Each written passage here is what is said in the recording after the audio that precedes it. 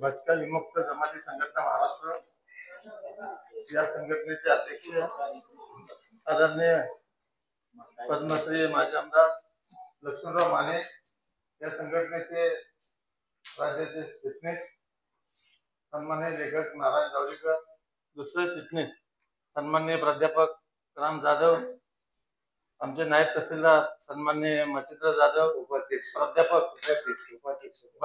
या संघटनेचे उपाध्यक्ष सन्माननीय मच्छिंद्र जाधव, प्राध्यापक सन्माननीय अशोक जाधव, आमचे ज्येष्ठ मार्गदर्शक गुरुजी, संघटनेच्या वतीने जिल्ह्याच्या आणि राज्याच्या संघटनेच्या वतीने आपल्या सर्व पत्रकार बंधूंचं या ठिकाणी स्वागत करतोय। आणि या ठिकाणी पत्रकार परिषद आम्ही काय घेतो त्याची प्रेस नोट आपल्या समोर आम्ही दिलेली आहे।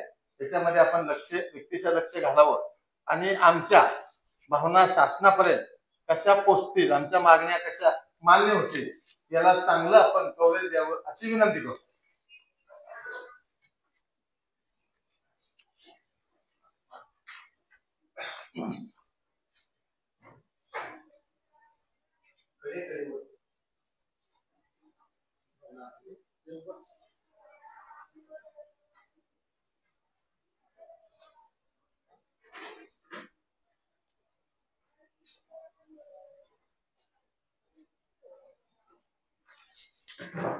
करूया सुरू।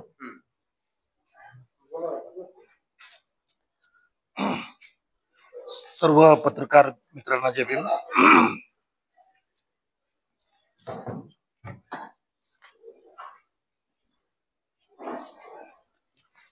भटक्या विमुक्त जमाती संघटना महाराष्ट्र या संघटनेच्या वतीनं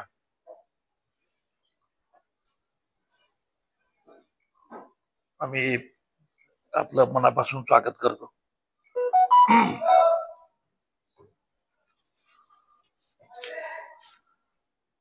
आमच्या सगळा तपशील मी यात दिलाय, तो सगळा तपशील तुम्ही वाचा।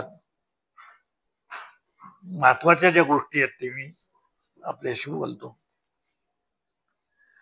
पहिली गोष्ट अशी आहे की गेली 50 वर्ष भटका विमुक्त जमातीचा म्हणजे 42 जमाती, त्याच्यामध्ये 14 माजी गुन्हेगार जमाती, एक्स क्रिमिनल ट्राईब्स आणि 28 भटक्या जमाती, म्हणजे अशा 42 जमाती या भटक्या आणि विमुक्त जमाती आहेत। 1935चं जे सेन्सस झालं आणि 1935चा जो कायदा आहे त्या कायद्यानुसार आम्ही 42 जमातीतले लोक हे अनुसूचित जातीतले आहोत, म्हणजे अनुसूचित जमातीचे काही ठिकाणी बेसिकली आम्ही जमाती आहोत। कारण इंग्रजी शब्द जो आहे इंग्रजांनी त्या काळात कायद्याला वापरलेला, आम्ही काही कायदा केलेला नाही, कायदा इंग्रजांनी केला। त्या कायद्याचं नाव आहे क्रिमिनल ट्राईब ऍक्ट। आणि दुसरा जो आहे तो आहे वंडरिंग ट्राईब ऍक्ट। असे 2 कायदे आहेत आणि हे दोन्हीही शब्द ट्राईब आहेत असं सांगणारे हे 2 कायदे आहेत। आता घटना लिहिली, घटनेच्या नंतर शेड्यूल कास्ट आणि शेड्यूल ट्राईब्स अशा 2 सूची तयार करण्यात आल्या। त्या सूचीमध्ये सुद्धा आम्ही शेड्यूल ट्राईब आहोत। आणि राज्य पुनर्रचना जेव्हा झाली, गुजरात, महाराष्ट्र, कर्नाटक असं जेव्हा झालं, तेव्हा राज्य पुनर्रचना आयोगानं असं सांगितलं होतं की जरी ही राज्य वेगवेगळी होत असली तरी सुद्धा ज्या जमातींचं स्टेटस जिथं आहे जसं आहे तसंच ते स्टेटस ठेवण्यात यायला ते ठेवावं। म्हणजे गुजरातमध्ये काही भाग गेला तर गुजरातमध्ये जर तिथं काय स्टेटस होतं ते त्यांना द्यावं, महाराष्ट्रात कुठल्या लिस्टमध्ये असतील ते स्टेटस द्यावं, कर्नाटकामध्ये ते स्टेटस द्यावं, असं आंध्रामध्ये ते द्यावं, असं आपलं ठरलं। म्हणजे आपली नेबर स्टेट जे आहेत त्याच्यामध्ये मध्य प्रदेश, आंध्र, तेलंगणा, कर्नाटक आणि गुजरात ही 5 राज्य आहेत की जी एकमेकाशी त्या राज्य पुनर्रचना आयोगाच्या कक्षेमध्ये आलेली होती. आणि या 5 ठिकाणी असं सांगितलं होतं की जैसे ते परिस्थिती तेव्हा 1935 साली ज्या लिस्टमध्ये आम्ही होतो त्याच लिस्टमध्ये आमचं इन्क्लुजन झालं पाहिजे, दुसऱ्या नाही. सर्व राज्यांनी हा नियम पाळला आणि महाराष्ट्रानं हा नियम पाळला नाही. महाराष्ट्रानं असं केलं की ज्या सायजेबल मोठ्या जमाती होत्या आमच्यात गुन्हेगार जमातींमध्ये, भटक्या जमातींमध्ये मोठ्या जमातीच नव्हत्या, पण गुन्हेगार जमातीमध्ये मोठ्या जमाती होत्या. उदाहरणार्थ बडार, बंजारा, कैकाडी, रामोशी या मोठ्या जाती होत्या. पण यांच्यापेक्षा ज्या मोठ्या जाती होत्या त्याच्यामध्ये मातंग म्हणजे त्यावेळचे मांग गारुडी आणि मांग हे आमच्या बरोबर गुन्हेगार जमातीमध्ये होते, सेटलमेंटमध्ये होते. वारली, कातकरी हे आमच्या बरोबर होते. कोलाम तर 76 सालापर्यंत आमच्या बरोबर होते. कोलाम म्हणजे ज्या ट्रायबल मोठ्या ट्राईब्स आहेत या सुद्धा या क्रिमिनल ट्राईब होत्या. म्हणजे धर्माबाबा, अत्राम आणि ही जी मंडळी आहेत ते प्रचंड मोठं स्टेट आहे आदिवासींचं. म्हणजे इकडे आंध्राला आणि तिकडे पार बिहारपर्यंत, मध्य प्रदेशापर्यंत हे गोंडवाना आहे. गोंड ही जात क्रिमिनल ट्राईब मध्ये होती, ती उचललीत आणि ट्रायबल मध्ये घातली. म्हणजे यातल्या मोठ्या ज्या होत्या ज्यांचं प्रेशर अंगावरती येऊ शकतं अशा ज्या मोठ्या जमाती होत्या त्या उचलल्या आणि शेड्यूल ट्राईब मध्ये आणि शेड्यूल कास्ट मध्ये घातल्या. आणि जे बारक्या बारक्या जाती होत्या त्यांना वाऱ्यावर सोडून दिलं. वस्तुतः कायद्याप्रमाणे यांचं इन्क्लुजन कुठं व्हायला पाहिजे होतं, ज्या त्या ट्राईब मध्ये जिथं जिथं कुठं असतील तिथे ते व्हायला पाहिजे होतं ना, ते इन्क्लुजन झालं नाही. यांच्यासाठी काय केलं 60 साली 61ला यांच्यासाठी थाडे कमिशन नेमलं आणि त्या कमिशननं यांच्यासाठी 4% जागा राखीव ठेवल्या शिक्षणामध्ये आणि नोकऱ्यांमध्ये, यांचं वेगळेपण केलं. आता त्यावेळी आमचं कुणी जागा असण्याचा विषयच नाही. आज जर आमचं शिक्षण हे 0.76 असं असेल तर त्या काळात आमचं कुणीच बोलणार नव्हतं. आम्हाला कुठं घातलं आणि कुठल्या याद्यात घातलं आणि काय केलंय काही समजायचा मुद्दा नव्हता. ही जबाबदारी राज्यकर्त्यांची होती, पण ही जबाबदारी त्यांनी ती पार पाडली नाही. मी जेव्हा राज्यकर्ते त्यावेळी कोण होते हे तपासलं त्यावेळेला बाळासाहेब खेर हे महाराष्ट्राचे मुख्यमंत्री होते आणि मोरारजी देसाई हे सर्वे सर्वा होते. या दोघांनी हा उद्योग केला. म्हणजे मोरारजीनं मला जेव्हा आता काका नाही ते जी डी तपासे तर ते राज्यपाल म्हणून निवृत्त झाले, पण त्यावेळेला ते सामाजिक न्याय खात्याचे मंत्री होते. समाज कल्याण, त्यावेळेस समाज कल्याणचे मंत्री होते. ते रिटायर झाल्यानंतर त्यांना मी असं विचारलं की असं कसं काय तुम्ही केलं, आम्ही तर इतकी गरीब गरीब माणसं राहून गेलो मागे, आमच्या बरोबर मातंग होते त्यांना तिकडे घातलं तुम्ही, आम्हाला का नाही घातलं, मांगारोळेनं घातलं, हे आमच्या बरोबर होते की नाही सेटलमेंट मध्ये, त्यांना का नाही घातलं. तेव्हा त्यांनी मला सांगितलंय बघ, म्हणले आता मी ना राजकारणात नाही, आता तुला खरं सांगतो. बरोबर, खरं सांगितलं. ते म्हणाले मोरारजीनं बोलवून घेतलं मला आणि मला असं सांगितलं कुणाला किती द्यायचंय ते आंबेडकर नाही ठरवणार आहे, हे इथं मी ठरवणार आहे.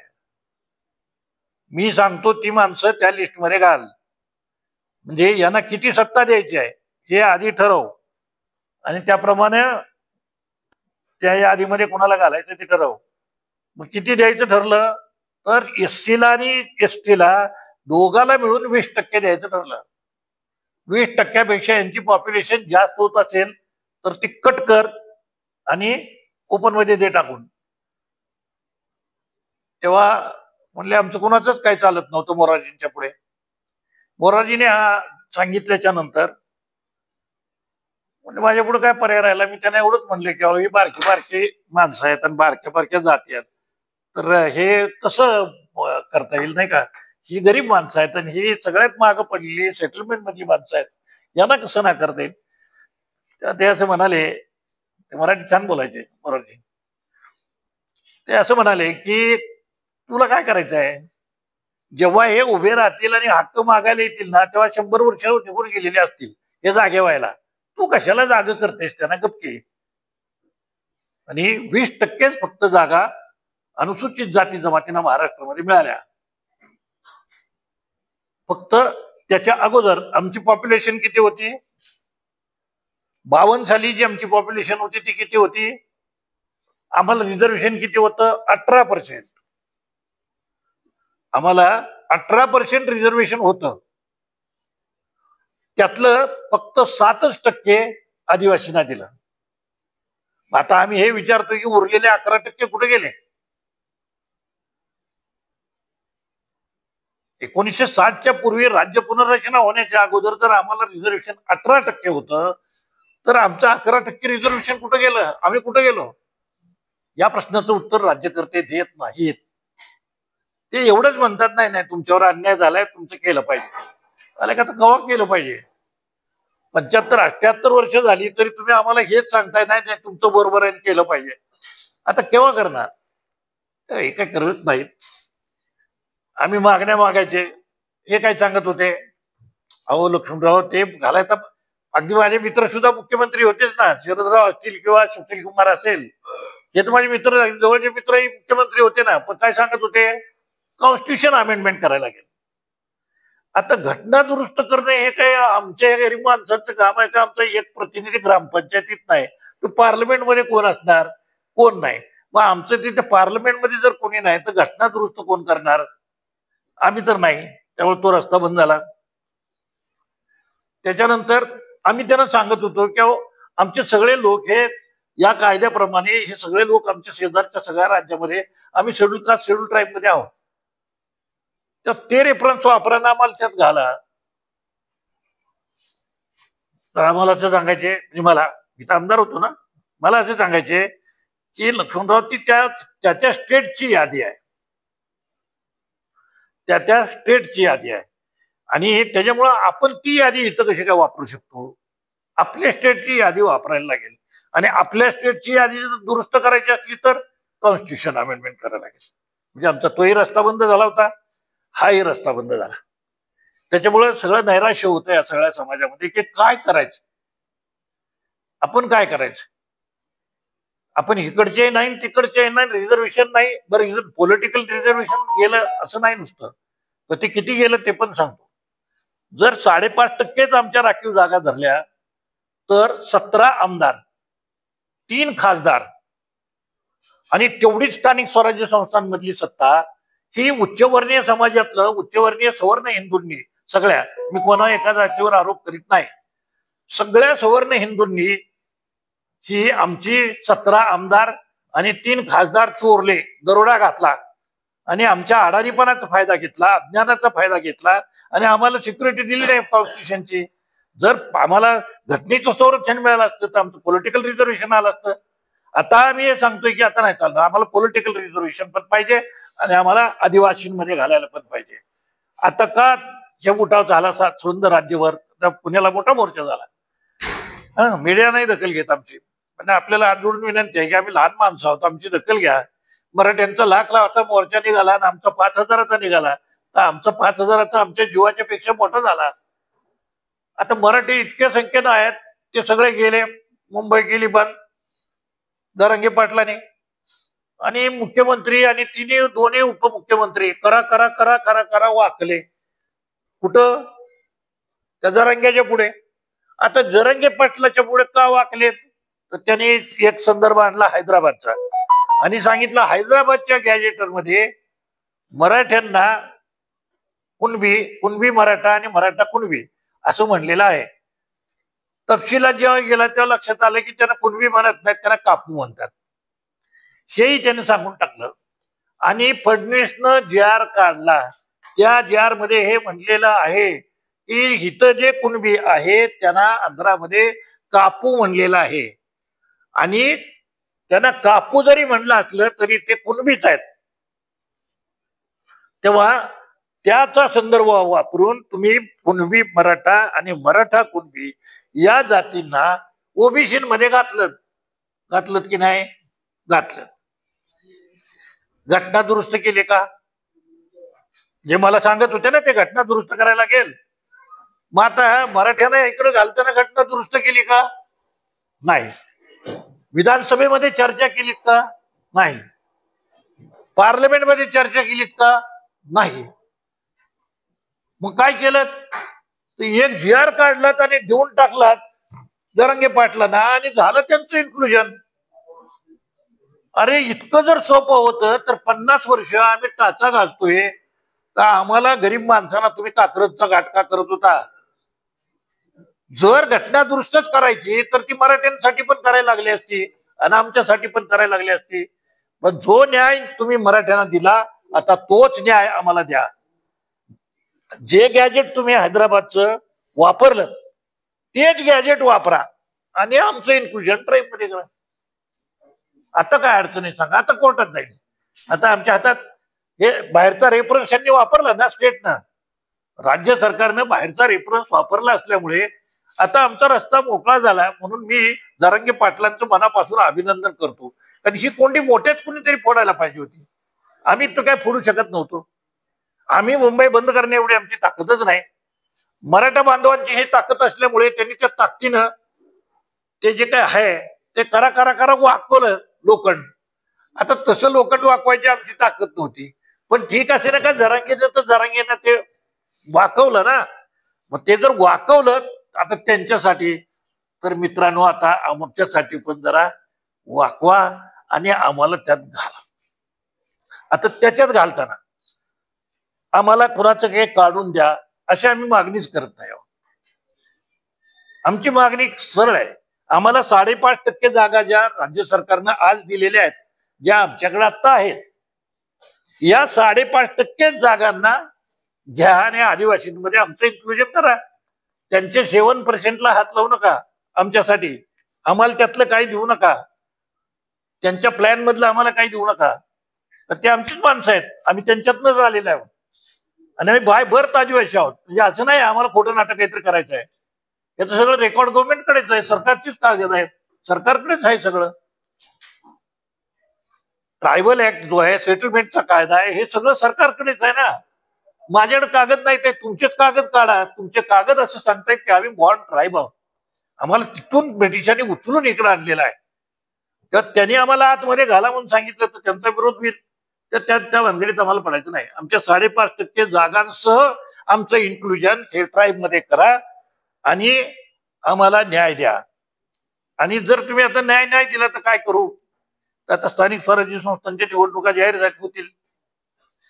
मी राज्यकर्त्यांना कालपासून परवापासून सांगतोय की तुम्ही जर निवडणुका लागायच्या आधी आमच्या हातात हा जी.आर नाही दिला तर तुमच्या स्थानिक स्वराज्य संस्थांच्या निवडणुका आम्ही होऊ देणार नाही. हे नीट लक्षात घ्या. आम्ही कोण लोक आहे ते तुम्हाला चांगलं माहिती आहे. आम्ही निवडणुका होऊ देणार नाही म्हणजे होऊ देणार नाही. Enough is enough. खूप अन्याय झाला. आता नाही सहन करणार. अन्याय झाला त्याचं कारण सरकारचा कायदा आम्ही हातात घेऊ शकत नव्हतो म्हणून आम्हाला गप्प बसणं भाग होतं. आणि आजही आम्ही सरकारचा कायदा किंवा कायदा आणि सुव्यवस्थेचे प्रश्न निर्माण करणार नाही. पण निवडणूक करू देणार नाही हे 100%. आम्हाला बाजूला ठेवून ही निवडणूक आता करू देणार नाही. राज्यभरामध्ये संघटनेचं 29 जिल्ह्यांमध्ये काम आहे आणि 29 जिल्ह्यामधल्या जिल्हा परिषदा, पंचायत समित्या, ग्रामपंचायती, महानगरपालिका आणि नगरपालिका आणि नगरपंचायती या सगळ्या मधल्या निवडणुका आम्ही होऊ देणार नाही. मी या 42 जमातीचा प्रतिनिधी म्हणून आपल्याला हे सांगतोय की आम्ही राज्यभर संघर्ष करू पण तुमच्या निवडणुका होऊ देणार नाही. आणि या उपर तुम्ही निवडणुका करायचा प्रयत्न केलात तर काय करायचं याचा निर्णय त्यावेळी मी जाहीर करेन. पण हे आता येणं झालं. तुम्ही आतापर्यंत आम्हाला का टाळत होतात, का नाही म्हणत होतात? आणि तुमच्या जातीचा प्रश्न आला, तुमचं प्रेशर आलं की मग कसं काय बरं गॅजेट आलं? तुमच्या जातीसाठी विनंती आहे की या निवडणुका आहेत ना या आता लगेच तात्पुरत्या तोंडावर आल्यात म्हणून सांगतो की आता आम्ही कोर्ट कचेऱ्या करू कोर्टातनं स्टे आणू, कोर्टाच्या मार्फत जे काय करायचे ते करू, आणि कोर्टातनंही काही जमाना झालं तर काय करायचं, त्याचं आम्ही लय हरवणारे लोक आहे, आम्ही काय पण करू. जे काय करणार आहे ते तुम्हाला नंतर मी पत्रकार सगळे बोलवून सांगेन आता हे करतोय म्हणून.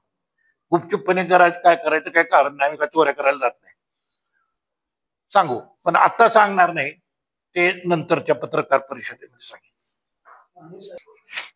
याने काय केलं मंडल आयोगाने, आता मंडल आयोगाची अंमलबजावणी करा याच्यासाठी मी किती वेळा तुरुंगात गेलो असेल मंडल आयोगासाठी. तेव्हा मंडल आयोगासाठी ओबीसी नव्हते लढत कोण होतो मंडल आयोगाच्यासाठी, इतिहास काढून बघा. आम्ही सगळे जेबीमवाले लढत होतो मंडल आयोगाच्यासाठी लागू करा म्हणून. त्या मंडल आयोगाच्या ज्यांच्यासाठी लागणार होता ते बाजूला उभे राहून आम्हाला हसत असेल, हे कायम यांचे मोर्चे चाललेले असतात. कशासाठी मोर्चा चालला होता, मंडल आयोगाची अंमलबजावणी करा. त्या मंडल आयोगाने तोपर्यंत आम्ही मंडल आयोग वाचलाच नव्हता. मंडल आयोग जेव्हा वाचला तेव्हा लक्षात आलं की या ज्या जमाती होत्या, भटक्या जमाती, विमुक्त जमाती, यांना मंडल साहेबांनी त्या मंडलच्या कमिशन मध्ये घालून टाकलं. पण बिनविरोध नाही झाला. त्याच्यामध्ये लोकांनी LR नाईक आणि त्यांच्याबरोबर बाकीचे जे सभासद होते मंडल कमिशनचे, त्या सगळ्यांनी लिहिलं की हे बरोबर नाही, हे सगळे लोक आहे, ट्रायबल लोक आहे आणि यांना ट्राईब मध्ये इन्क्लुजन करायला पाहिजे, ओबीसी या ओबीसी मध्ये नाही. आता ओबीसी मध्ये का नाही याची कारणं जी आहेत ती मी आपल्याला सांगतो. एक तर पहिली गोष्ट आहे की आम्ही गावगाड्यातले लोक नाही, आम्ही गावातले लोक नाही. गावांना आज तागायत आम्हाला गावातच येऊ दिलेलं नाही. आता या 15-20 वर्षामध्ये आम्ही जरा स्थिरावायला लागलोय. अदरवाईज आम्ही माळावर राहतो, नाही तर आगनदारीमध्ये राहतो, नाही तर कुठल्या तरी वड्या वगैरेला राहतो. आमचं इन्क्लुजन गावात नाही, आम्ही गावाचा भाग नाही. आम्हाला सांगायला गाव नाही की हे आमचं गाव. आता मी इथं साताऱ्यात राहतो म्हणून माझं सातारा गाव. अदरवाईज या गावात काय ना आम्हाला सातबारा होता, ना आम्हाला घरपाळा होता, ना घर, म्हणजे रानामध्ये काकरीवर आम्हाला रान नाही, गावात आम्हाला राहायला घर नाही. मग आम्ही कुठले व्यवस्थितले लोक आहे, आम्ही ट्रायबल लोक आहे, वंडरिंग ट्राईब आहोत, फूड गॅदरर्स आहेत, भीक मागून जगणारे लोक आहेत. ते कुठल्या गावाचे होते? यांचं इन्क्लुजन काय दारू पिऊन केलं काय ओबीसी मध्ये? आम्ही बलुतेदार आहे का आलुतेदार आहे? ते ओबीसी म्हणजे बलुतेदार, आलुतेदार गावातले लोक. आता त्याच्यातले आम्ही आहे का? पण आम्ही नाही ना. तर असं आहे की मुख्याचं आहे ना काही चालत नाही, बोलणाऱ्याच्या आंबाड्या ऐकतात आणि मुख्या माणसाचं गहू ऐकत नाही. आमचं कोणी बोलायलाच नाही, रिप्रेझेंटच करायला कोणी नाही, तर आमची बाजू घेऊन तिथं कोण उभं राहणार आहे? आमची बाजू कुणीच घेतली नाही. म्हणजे मुखी विचारे कुणी हाकात, तिकडून हाकली इकडे गेली, इकडून हाकली तिकडे गेली. अशी आमची जनावरांसारखी अवस्था होती. आम्हाला जनावरच म्हणत होते, माणसं कोण म्हणत होते? उपरा लिहिल्याच्या नंतर आम्ही माणसं झालो. बाहेर काढा, आम्ही बलुतेदार नाही. नाही नाही नाही नाही नाही, अहो आम्ही ओबीसीचाच भाग नाही. आम्ही किती वर्ष सांगतोय की आम्ही ओबीसीचा भाग नाही, त्यातनं आम्हाला बाहेर काढा. हे आज मराठी आत आलेत म्हणून सांगत नाही, आमची पहिल्यापासूनची मागणी आहे. आम्ही ओबीसी नाही, बलुतेदार नाही, आम्हाला बाहेर काढा. तर त्या गर्दीत आम्हाला काय मिळणार? आता ते याने गॅजेट आणून सरकारनं मान्य केले, अभि मेरा क्या प्रॉब्लेम आहे? मराठ्यांना देऊ दे, नाहीतर आणखीन कोणाला देऊ दे, मेरे को प्रॉब्लेम नाही आहे. माझं मराठ्यांच्या मला कोणाच्याच सवलतींबद्दल विरोध नाही. ज्यांना कोणाला ज्यांचा अधिकार असेल तो त्यांना मिळाला पाहिजे. अधिकार आहे की नाही बघायला कोण आहे? हायचे की न्यायालय बघून घेतील ना, काय करायचं? आता आम्ही बारकी माणसं आहे, ऐका.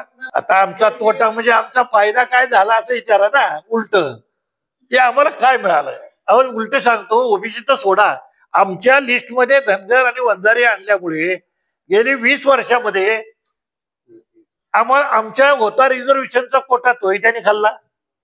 आणि 2006 सालानंतर भरती बंद झाली. त्याच्यामुळे जे काही होतं आमचं ते सगळं धनगर वंजाऱ्यांनी खाल्लेलंच आहे.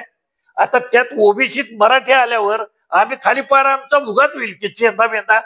त्याच्यामुळे आम्ही आपलं सांगतोय नको बाबा, त्यांच्या गर्दीत आम्हाला घालू नका. आमच्या जे हक्काचा अधिकाराचा आहे तिथे आम्हाला घाला आणि हा विषय आमच्या पुरता संपवा.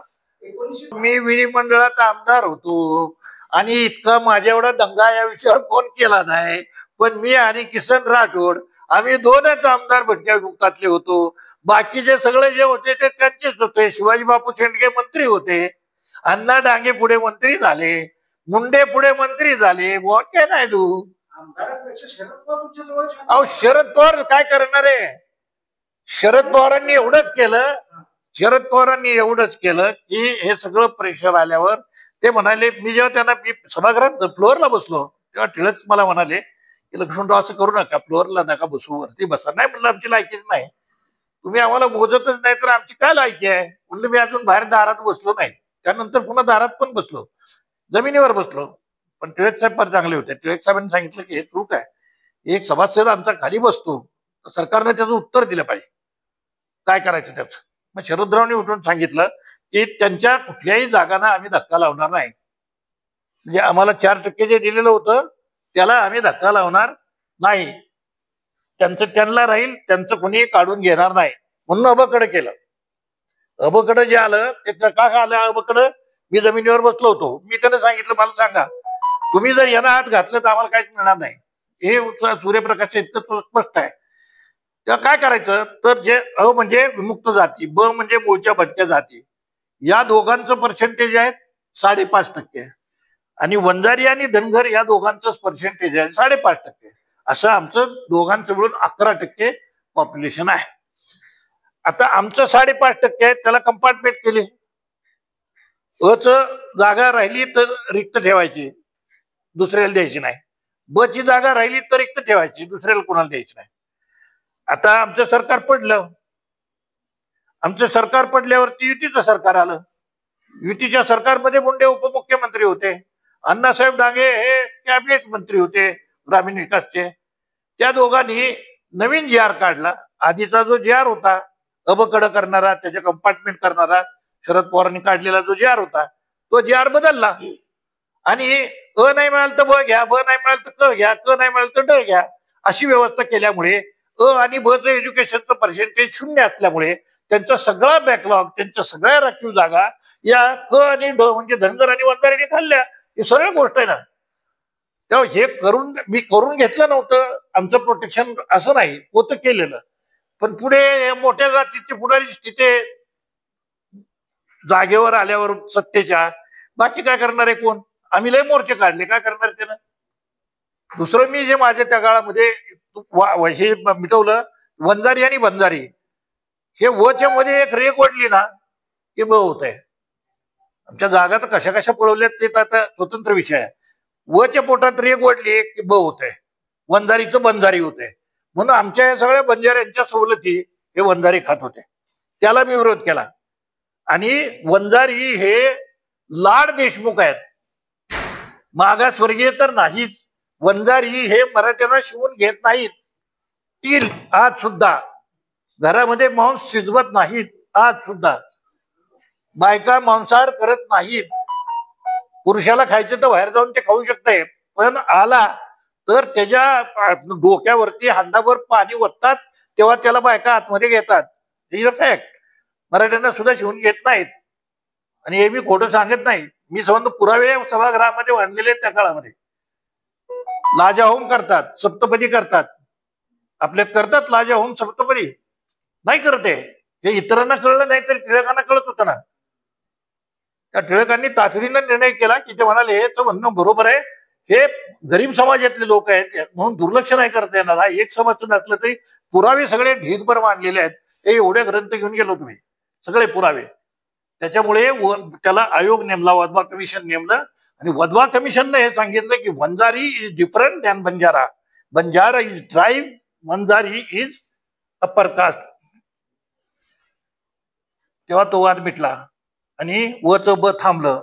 आणि मग ते थांबलं आणि मग अख्खेच वंजारी आतमध्ये आमच्या लिस्टमध्ये आले. काय सत्ता करू शकते? गरिबांचं या जगात कोणी नाही, मी तुम्हाला सांगतो. माझं लय खरं आहे हो, म्हणून कुणी मला न्याय द्यायला बसलेलं नाही. आता तो कसा मिळवायचा ना ते आम्हाला लय कळत होतं, पण आम्हाला गप्प बसावं लागत होतं कारण आमचे हात बांधलेले होते. जरांगी पाटलाने आमचे हात